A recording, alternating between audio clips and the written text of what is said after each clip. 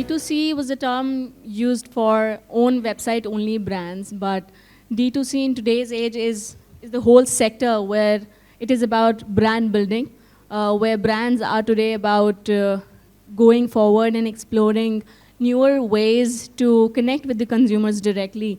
Today we are here to discuss about the newer strategies in order to achieve larger goals of the company's profitability, of course, sustainability, of course. But we will also talk about how this whole D2C sector is growing and expanding and will continue to grow, and what factors would affect this growth positively. Before going deeper into the topic, I would request everybody to take 30 seconds and introduce yourselves and your brands. Could we start from you? First of all, thank you so much for having me here. Very good afternoon to everyone. My name is Avnish. I'm one of the co-founders at the Bombay Hemp Company. Bombay Hemp Company is a leader in the industrial hemp and medical cannabis space, where we make products from what we essentially call bhang, products specifically for managing chronic pain, as well as products for skincare. So it has been a very, very interesting journey for us, considering we're selling a product and working with a product that somewhat has a taboo, but also an interest area around it. So look further of interacting with all my co-panelists and knowing more about them as well. Just to let you know, bhang and cannabis is absolutely legal because it has 0.000 some percentage that will give you a high, but not that high, so it's fair. Hi everyone, I'm Swagatika, one of the co-founders of Nat Habit. We are trying to build natural living as a habit in everybody's lives bit by bit.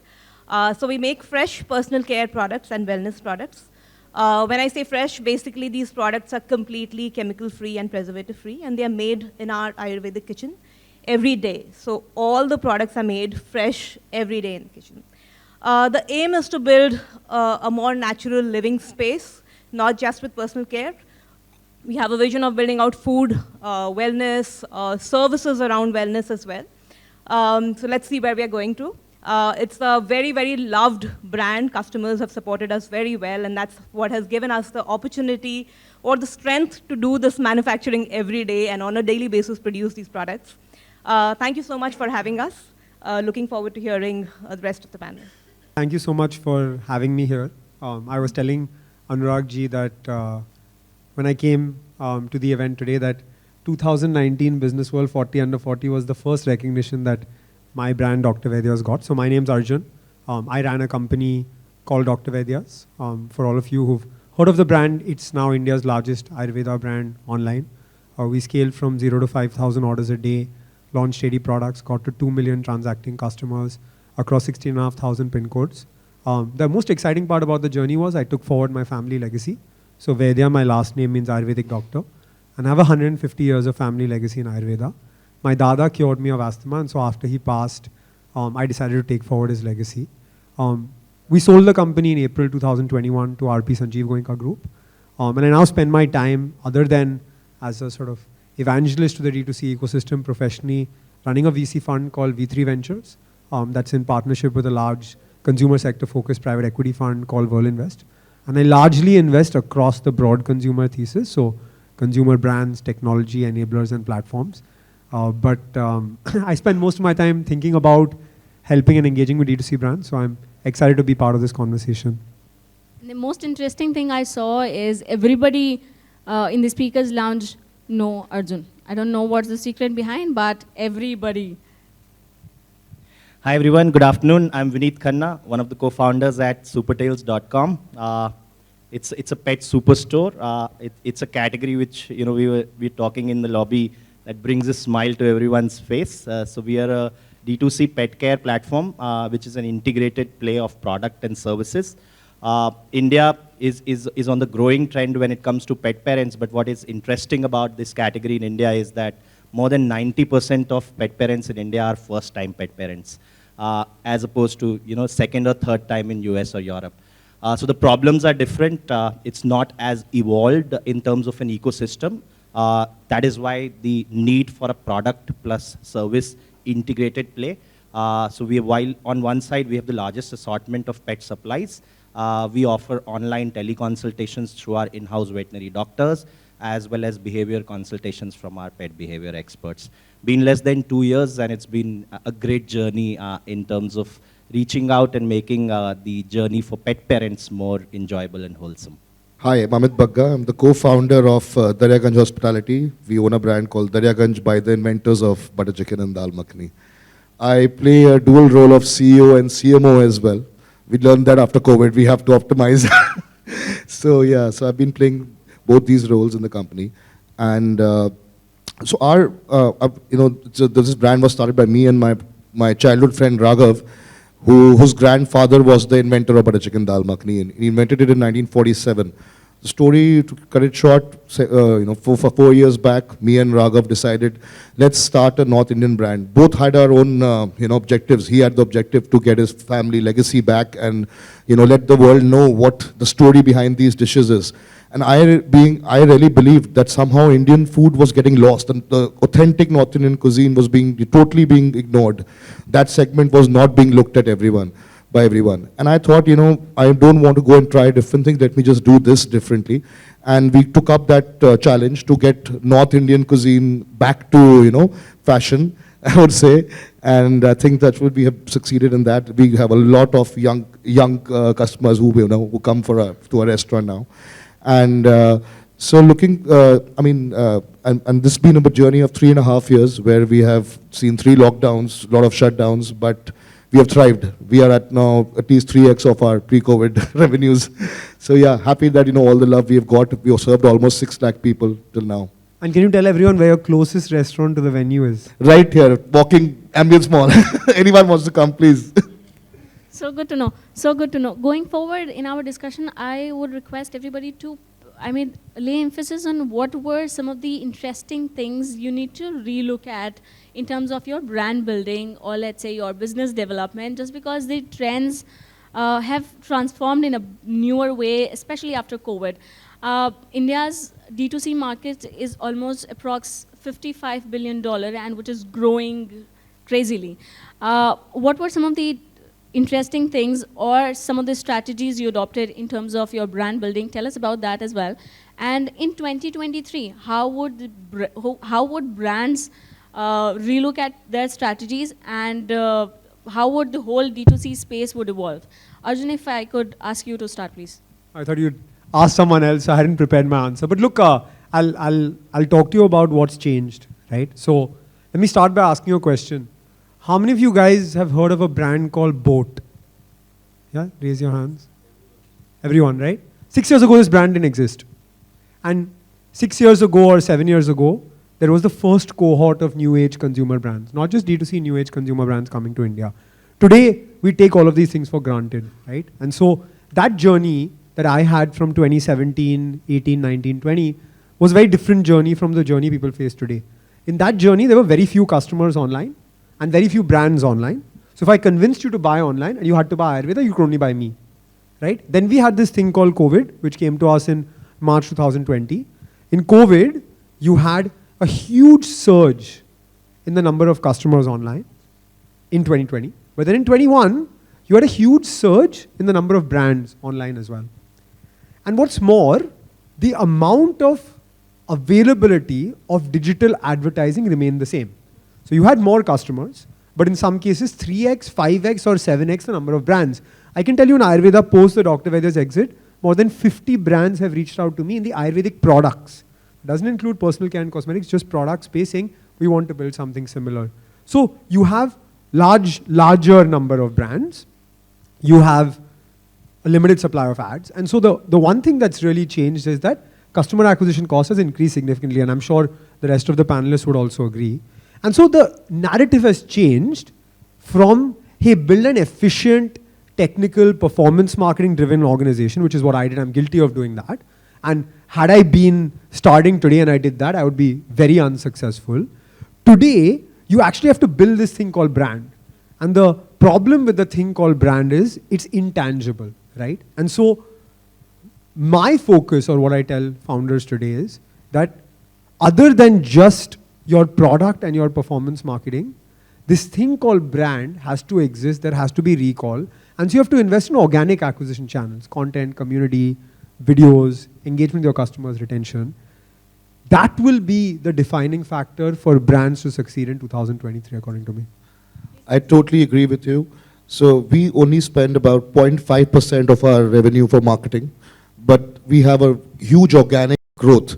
There, based on few factors. The first thing was that when we, developed the brand, see, the story is Daryaganj by the inventors of butter chicken and dal makhani. It takes a lot of people at surprise. Okay, really, they are the inventors of butter chicken dal makhani. I saw a reel on Instagram, that's when I found out. Exactly, that's what, we got 1 million views on that reel we posted, by the way. And we spent, I think, only 5,000 rupees on that. So, I mean, the idea was that when the people hear that story, either they believe it or don't believe it, they are inquisitive. They go and check out, oh really, are they not? Some people say, okay, let's go and try the food, is it good or not? I mean, so it just gets that first try, today's time, the attention span is very low for anyone who's, any millennial who's there. So this attracts their attention immediately. So a lot of people end up making a mistake of talking, oh, we serve the best food, we serve the best this. No one is interested in knowing that. They want to hear something different. This attracts them for the first time. But then, coming to the point of how to get that organic growth, when they come to our restaurant and try our product, that's when they are convinced, okay, I want to come back again. I can only get the customer to my restaurant for the first time, only showing, with a good story. Second time, they come back only when there's a good product. And they have they have examples of restaurants launched by the biggest, superstars of the world. There was a restaurant called Planet Hollywood, which was launched by Bruce Willis, Sylvester Stallone, and Arnold Schwarzenegger. It failed because they could only get people for the first time. They didn't care about, they didn't focus on the product. And we feel the biggest marketer for you is your own customer. We have the highest level of, we follow our NPS, maintain a strong NPS, wherein, we have the maximum people going and promoting us. And we've seen the data when we, in our feedback forms, maximum people are coming from word of mouth. And that's your real marketing, your word of mouth marketing, which is the most important. I agree that recurring customers would be the critical point of attention and key focus area for most of the brands. Vineet would like to add something in terms of talking about now that we know that Reels and Instagram is the attraction point, but what more could generate organic customers? See, talking about recurring customers, I think pet categories is a beautiful example of, where you don't need to find as many customers, but if you can make the customers that you have found repeat on an everyday basis, because by design, we always keep saying a dog's got to eat when a dog's got to eat. Obviously, no matter how the environment is, what is going around in the external world, the category remains quite unaffected. But taking a cue from what Arjun said, I think building a brand starts with knowing your customer. This is going to be different going forward. We were letting performance marketing define what is working for us. So we will run 3 experiments in the past and said, this communication, this proposition is working for us, and that becomes our brand proposition. And that was the, the herd mentality that we started to get into when, things were not as competitive. Now building a brand is even more important, because when you know your customer, you will isolate their needs from their wants and desires. And if you're solving their needs more than their wants and desires, customer acquisition cost, retention metrics, all those will become byproducts, because you're solving a much higher order problem.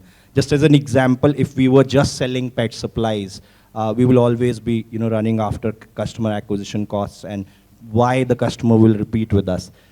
Because we solve a much higher order problem of a first-time pet parent in the form of their health-related problems with their pets, their behavior-related problems with their pets, that helps us build 4 walls around the consumer. And then, otherwise we are a platform. They can buy a Royal Canine or a pedigree from us or from Amazon, but we are a high involvement, high emotional category. In such categories, vertical commerce with a differentiated differentiated offering will always be able to make a higher impact than a horizontal commerce like Amazon or FK. So Agatika, what would you want to say? How are you balancing your marketing expense in terms of the cost, and when there is a need to focus on profitability, sustainability of the brand as well? Right. I think what Arjun was saying made sense. There are so many brands, and there are so many good brands, right? So having a great product, having great content is like hygiene. Despite that, you'll find a number of brands doing well, and you have to compete in that limited space You have to market yourself in that digital limited space, right? So what else can you do? Okay? So what we do, for example, is we know our product is great, so we go ahead and sample. So sampling is one way of acquisition for us, right? We sell out vouchers. We do cross collaborations with platforms. We do alliances. So we have to figure out multiple different ways to acquire customers in different innovative ways, because there are a number of good brands out there. Right? The second piece that we did was we made sure that we engaged with the customer in a slightly different way right from the beginning. So even back in 2019, where there was nothing like conversational commerce, we decided we will talk to our customers via WhatsApp. We will take orders via WhatsApp as well, right? So today, anybody who converses with us on WhatsApp has a 10x higher repeat than a regular customer, right? So WhatsApp has actually served us very, very well. It helps us in distributing content. It helps us in serving the customer. It helps us in giving product values, product usage tips, a lot of those things that helps the customer retain, understands the product very well. Sometimes what happens is the customer buys without fully understanding why he or she is buying that product, right? But if you handhold throughout the journey of usage, it's very likely that the customer is going to stay. And retention definitely is the way out for, controlling your marketing spend. So for us, the journey has truly been organic, because being one of the categories that is not easy to promote on Instagram, Facebook, and the likes, we could never game the system, which is actually figuring out these efficient metrics and reducing the cost of customer acquisition. For us, it was the old school dhanda way of actually getting customers, which is being part of physical events, interacting with real people. Also, our product had is part of a taboo category. So how do you demystify a taboo? How do you enable your customer, first of all, to unlearn some of the not so good stuff they might know about your product or think or perceive about your product? So that's where for companies like us, it was very essential to get serious and sincere credibility. Whether the credibility came from an investor point of view or whether the credibility came from a medical education and regulatory point of view, it was very, very essential. So as Arjun mentioned, and as we are seeing today, you have to be an internet dhanda. You have to think on the internet, but you still have to look by the metrics of how the old school world of business kind of looked at it. I don't think so. Market is purely going to reward growth. Growth is a byproduct of real customers and not just one-time users. So having people actually use your product and keep coming back to you, that is a sign of a business that's actually growing. And second of all, it's also organically acquiring that customer, which is, for example, in our case, we sell a product that helps with arthritis. So if an old auntie is talking about her arthritis product in a kitty party with 10 other aunties, there's a much higher probability of the 9 other aunties buying that product, because it is coming to them from one of them. Also, I believe the age of influencers for a certain product category is dead. People are not buying stuff because some person that looks good is buying it anymore. People have become much smarter. Like 5 years ago, we stopped seeing celebrities in clothing ads. We're going to stop seeing influencers selling these products also. We'll have genuine micro-influencers who we kind of treat them to be some kind of intellectual superiors in that area is the ones we will listen to. The so-called credible influencer age. So most of the fashion or apparel brands would maybe disagree with you, but that's okay. That's fine. I think that's why we see 9 out of 10 of them That's right. not go beyond the second. That's right. Speaking about going old school, most of the new age D2C brands are now adopting brick and mortar model, going offline as well. It's very critical for the new age brands to go offline as well. The world would not continue to be online only. It will be offline as well. Amit and I was discussing the same thing before the panel. Would you like to take this up, please? Yes. Because D2C is not only D2C online, it's more becoming D2C retail as well. So we are in a business which is more of a brick and mortar business, restaurant business. But when the first COVID lockdown happened, we had to pivot to delivery, and we started delivery on the online platforms like Zomato, and Swiggy. And that was something which was a big relief for us that time, because we at least got some revenues. And so we reached a certain very good revenue that time in delivery, online delivery. And I'm telling you that, even after the dine-in opened up and the restaurants opened up, that did not go down. It was not, it was like a new category was created for us. It did not eat into our dine-in business. So that was one big thing for us that time. And I'll tell you one very, when we, in the first lockdown, I was like, let's innovate and create something different, because if we have to do. So I, believe that in any restaurant experience is all about the five senses. When you decode it, it's about what every single thing, what you experience in the restaurant makes your whole experience. I mean, and out of these, 3-4 are subconsciously making for you making a decision subconsciously. So we created a very good five senses experience in the restaurant. And now I said, how do we create this for a delivery model as well? So we made the world's first five senses delivery box. It's an amazing box which comes to you, and you open the box. Obviously, you can see the colors of the brand, you can feel the box, you can try the food. There was two more things. One was there was a certain music which we play in the restaurant for the theme music. So the QR code, you take your phone, put it there, the same music playlist starts playing. And then there's a welcome note which comes with a fragrance of the restaurant, whiff of that fragrance. So I complete the five senses experience at home. So yes, so that really helped us to be differentiated from everyone else. In fact, that was we were on Shark Tank a few weeks back. We had shown that product there. It got edited, unfortunately, but yeah. So that was something which really made us stand out. So yes, so today 20% of our revenue come from online medium, which is something we focus a lot on. So five senses rule made your restaurants more Instagrammable, if I can say. Yes. What would you say? In terms of... Sorry, I just wanted to say one more thing. Please, So please. I feel that, that I think in any model, we hear brands talking about creating experience centers. Every online brand is creating experience centers. And way forward for any brand for delivery for a restaurant also is hybrid. No one is surviving being only a online brand. So it's very important to have a hybrid. That's fair, that's right. Vineet? I think this choice between the share of offline and online is dependent on the stage of evolution of the category as well, and some elements, some nuances of that category. Case in point, the pet category. It's not a touch and feel category. The customer and the consumer are different. The dog doesn't go and buy the product. There's a pet parent who's going to buy the product. It's a bulky category. Our average order weight is above 7 kgs. Put all these things into perspective, this will always be a more highly online penetrated category. The online penetration has risen from 5% to 25% in the last 5 years. And even if COVID had not happened, it would have been at 20%. In US, this category is more than 50% online penetrated. So I think depending upon the stage of the category, where is it more underserved, what problem is it solving, what is the need of the customer, would define the channel strategy as well. We believe in our kind of a category, there is so much headroom in the online digital space itself, and maybe the offline channel will play a different role, and that might not be growth, but brand building in a different stage of life of our journey. So what I could understand is there's no one size fits all. You need to explore the market. You need to listen to your customers and understand what works well with you. Swagatika, if you could tell us what's your plan about the stores, EBOs. Right.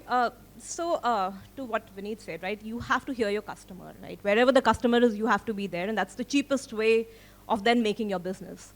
For us, for example, consumables, offline is a huge sector, right? So we have to be there, and if you look at what is happening with the online space, look at Amazon, look at Facebook, look at Google, it's difficult to sustain business and scale up business with the kind of expenses you're going to have on these platforms, right? So you will have to build out other channels, and offline is one of them.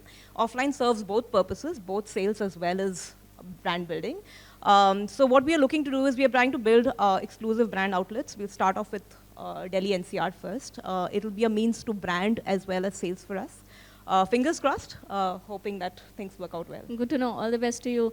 Arjun, if you could tell us, in this new era, what would be the strategies, or let's say what would be the plans that could be workable for most of the brands in order to scale, grow better, become bigger? Yeah, I'm going to actually leave the online-offline debate because they've spoken about it, and honestly, I was a big failure offline, so I'm not the right person to talk about. Dr. Vaidya's failed miserably offline and then went online. I'm going to talk about three things that I think are not talked about enough. that you can actually do very easily to improve your customer experience online. The first thing I'll talk about, and we have my good friend Ajay from Imiza here as well, is delivery. So if you remember 5 years ago when Amazon Prime came to India, we were so excited that we'd get delivery within 3 days in a metro, right? Now, today, Instamart, Blinkit and Zepto is giving us delivery in 15 minutes. So same day delivery or next day delivery in metros is a norm and expectation for consumers. And the longer you take to deliver, the higher your chance for RTOs, right? So that's one. Number two, he was talking about experience of receiving the box. Now, in an offline store, that moment of walking into the store, experiencing the store, speaking to the customer service executive and making that purchase, that's your experience. In the online world, that experience is the unboxing experience, right? So if you have ever bought an iPhone or any Apple product, you'll see the bounce that you get when you open that box is scientific and has taken thousands of hours to produce. So for all of us e-commerce brands, that moment of truth for us is that unboxing. And so what can we do, like the 5 senses box, like a note from the founder, like a freebie with the product, like a discount code for your next purchase, like a message saying, if you Instagram this, we'll share you on our Instagram page, right? The unboxing experience can be critical.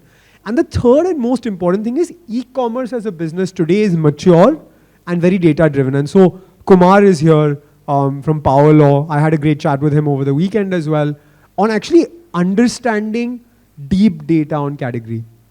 And so if you actually do this research, you'll be able to get well ahead of your competitors to know what's selling and what's not. So these are 3 things that I think you can act on other than the sort of normal conversation that we're having that will really help. Good to know. So be on time, make it a good experience for customers.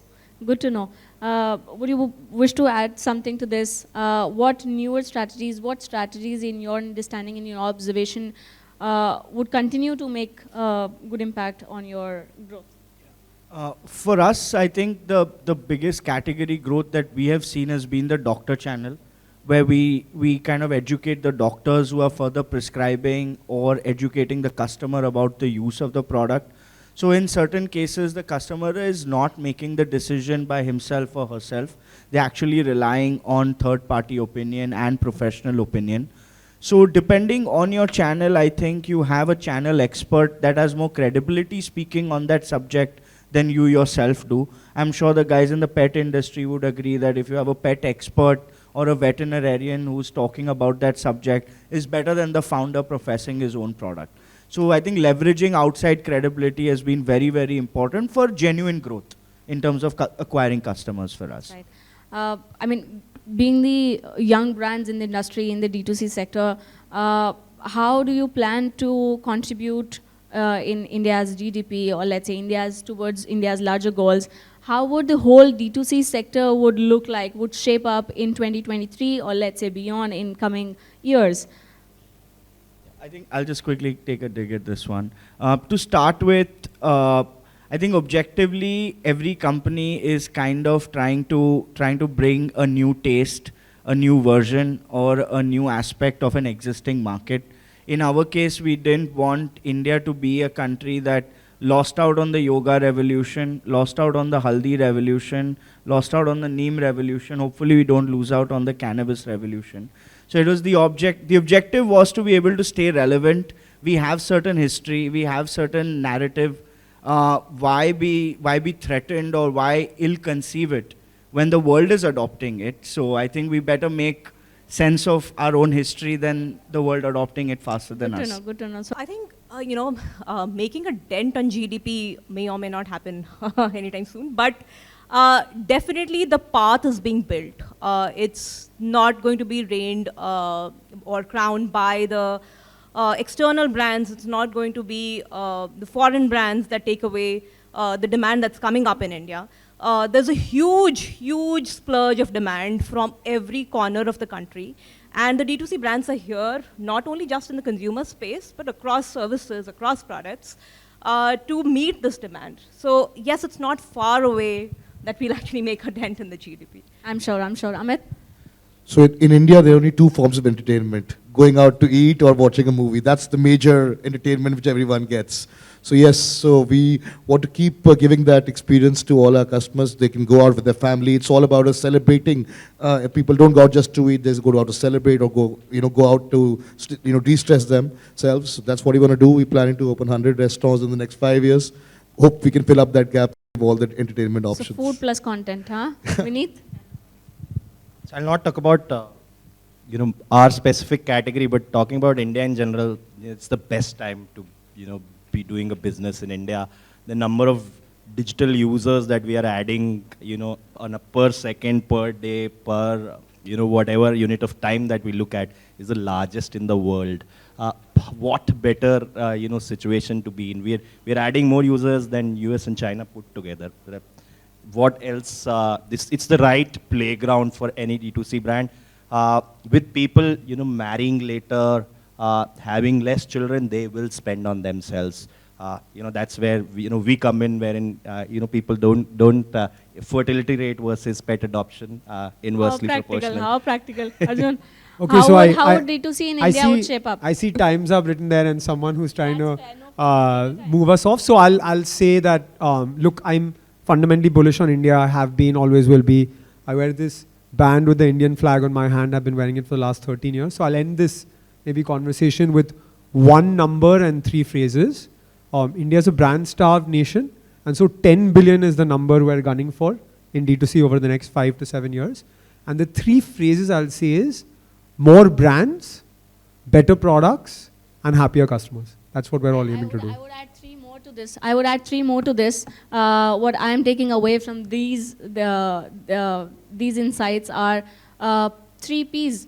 So purpose, product, and perseverance. So all 3 are fundamental for the brands. So of course, the purpose, being true to the purpose, what you are doing in the space. Product, of course, keep innovating, keep disrupting, keep innovating your products, coming up with newer products, and of course perseverance, going back to your drawing boards, rethinking about your strategies, how to scale, how to grow. So 3 Ps. Thank you so much. On this note, I would like to thank you everybody to be on this panel and for giving us so much great insights. Thank you so much.